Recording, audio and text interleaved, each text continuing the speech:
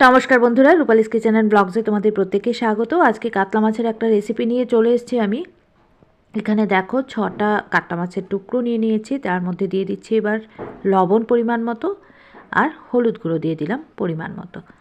খুব সুন্দর করে হলুদ আর লবণ দিয়ে এগুলোকে মাখিয়ে নিতে হবে। আর মাখানোর পর আমি মিনিট 10 একটু রেস্টে রেখে দেবো। দেখো এবার একটু রেস্টে রেখে দিলাম। এদিকে কড়া বসিয়ে তার মধ্যে দিয়ে দিচ্ছি সর্ষের তেল। আমি এখানে 3 টেবিল স্পুনের মতো সর্ষের তেল ব্যবহার করছি। তেলটা খুব ভালো করে গরম করে নিয়ে একে একে সমস্ত মাছের টুকরোগুলো আমি ভেজে তুলে নেব। সবগুলো মাছের টুকরো দিয়ে দিলাম। এবার এপিট ওপিট উল্টে পাল্টে লাল লাল করে কিন্তু মাছের টুকরোগুলোকে ভেজে নিতে হবে।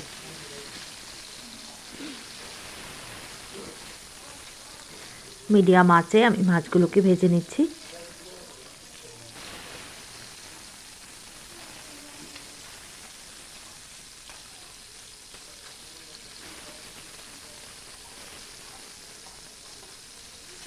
দেখো খুব সুন্দর করে উল্টে পাল্টে লাল লাল করে মাছগুলোকে ভেজে নিচ্ছি। তো আমার মাছগুলো বোথ সাইড খুব সুন্দর করে ভাজা হয়ে গেছে। এবার এগুলোকে আমি তুলে নেব। আমার যে বন্ধুরা প্রথম থেকে আমার সঙ্গে আছো, আমার পাশে আছো, তোমাদেরকে অসংখ্য ধন্যবাদ। এভাবেই কিন্তু তোমরা সব সময় আমার পাশে থেকো। আর যারা আজকে প্রথমবার আমার চ্যানেলে এসছো, আমার রান্নাটা দেখছো, তাদের কাছে অনুরোধ করব, প্লিজ যদি রান্নাটা ভালো লাগে ছোট্ট করে একটা লাইক করে দিও, শেয়ার করে দিও ভিডিওটা ফ্রেন্ডস অ্যান্ড ফ্যামিলির সঙ্গে, যাতে করে যারা নতুন রাঁধুনি তারা অনায়াসে এইভাবে মাছের ঝোল রান্না করতে পারে। আর অবশ্যই কিন্তু চ্যানেলটাকে সাবস্ক্রাইব করে পাশে থেকে যেও। তো দেখো মাছগুলো ভেজে তুলে নিলাম। এবার ওই তেলের মধ্যেই আমি আলু দিয়ে দিচ্ছি। আমি এখানে একটা বড় সাইজের আলুকে 6 টুকরো করে লম্বা লম্বা করে কেটে নিয়েছি। আলুগুলো দিয়ে একটুখানি নাড়াচাড়া করে নিচ্ছি প্রথমেই।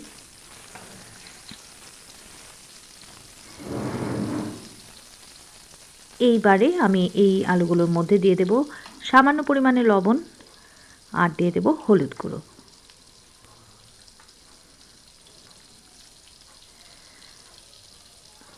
হলুদ গুঁড়ো আর লবণটা দিয়ে একদম লো ফ্লেমে নাড়াচাড়া করতে করতে আলুগুলোকে কিন্তু লাল করে ভেজে তুলে নেব।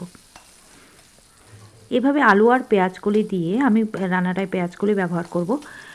কাতলা মাছের ঝোল দুপুরবেলা গরম গরম ভাতের সঙ্গে, শীতের দুপুরবেলা বিশেষ করে দারুণ লাগে কিন্তু খেতে।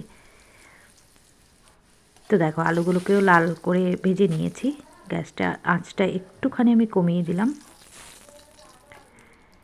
এবার এর মধ্যে দিয়ে দেব 1/4 টিস্পুন গোটা জিরে ফোড়ন। জিরেটা দিয়ে একটু নেড়ে চেড়ে 10 থেকে 12 সেকেন্ডের মতো নাড়াচাড়া করব। দিয়ে দেব পেঁয়াজ কুচি। আমি এখানে একটা বড় সাইজের পেঁয়াজকে একদম কুচি করে কেটে নিয়েছিলাম। তো পেঁয়াজ কুচিটা দিয়ে দিলাম। পেঁয়াজটাকে একটুখানি লাল লাল করে ভেজে নেব।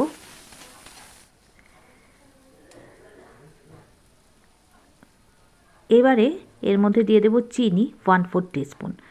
এই ক্ষেত্রে আমি চিনিটা ব্যবহার করলাম, তাতে করে পেঁয়াজের কালারটা খুব সুন্দর হয়, রান্নার টেস্টটাও কিন্তু অনেকটাই ভালো হয়।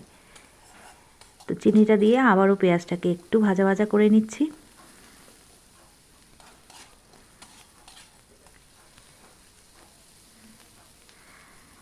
দেখো একদম ঠিকঠাক পেঁয়াজ ভাজাটা হয়ে গেছে।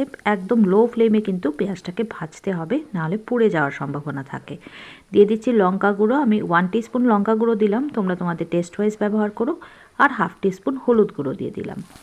এবার একটুখানি গরম জল দিয়ে দিলাম, যাতে করে এই গুঁড়ো মশলাগুলো পুড়ে না যায়। ভালো করে কষিয়ে নিচ্ছি পেঁয়াজের সঙ্গে।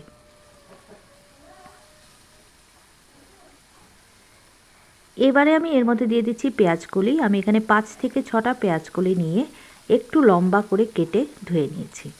পেঁয়াজকলিটা দিয়ে আবারও খানিকক্ষণ কষিয়ে নেব।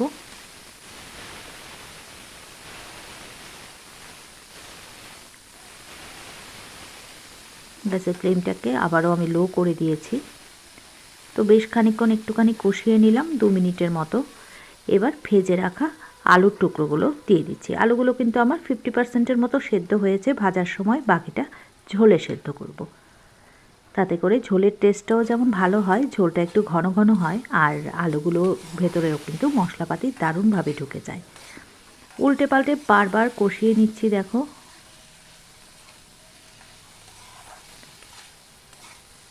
এভাবে মিনিট খানেক নেড়ে চেড়ে কষিয়ে নিয়ে এবার কিন্তু আমি এর মধ্যে দিয়ে দেবো গরম জল। অবশ্যই রান্নাটায় গরম জল ব্যবহার করতে হবে, তাতে করে স্বাদ অনেক গুণ বেড়ে যায়।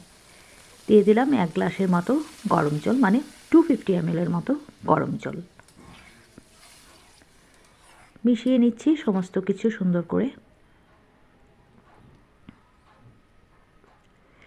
স্বাদ মতো লবণ দিয়ে দিলাম।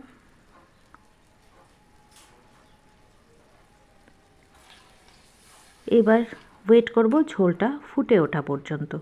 তো দেখো ঝোলটা ফুটে উঠেছে। আমি এর মধ্যে এবার ভেজে রাখা মাছের টুকরোগুলো দিয়ে দেব।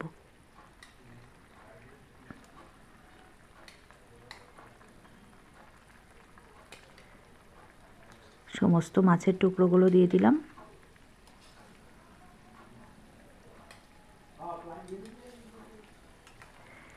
এবার একটু ওপর নিচ করে মাছগুলোকে ঝোলের মধ্যে ডুবিয়ে একটা ঢাকনা দিয়ে ঢেকে মিনিট 5 একটু রান্না করে নেব মিডিয়াম ফ্লেমে।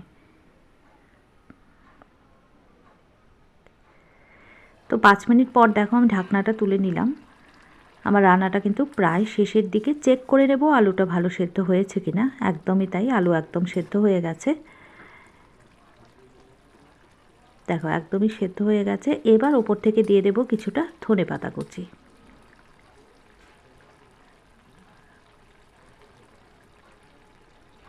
ছড়িয়ে দিলাম ধনেপাতা কুচি। ধনেপাতা কুচিটা দিয়ে একটু নেড়ে চেড়ে মিনিট 2 একটু ফুটিয়ে নামিয়ে নিলেই কিন্তু রেডি হয়ে গেল পেঁয়াজকলি আলু দিয়ে কাতলা মাছের ঝোল। তো আজ এ পর্যন্তই। নতুন রেসিপি নিয়ে আবারও চলে আসবো। সবাই ভালো থেকো। টাটা সবাই।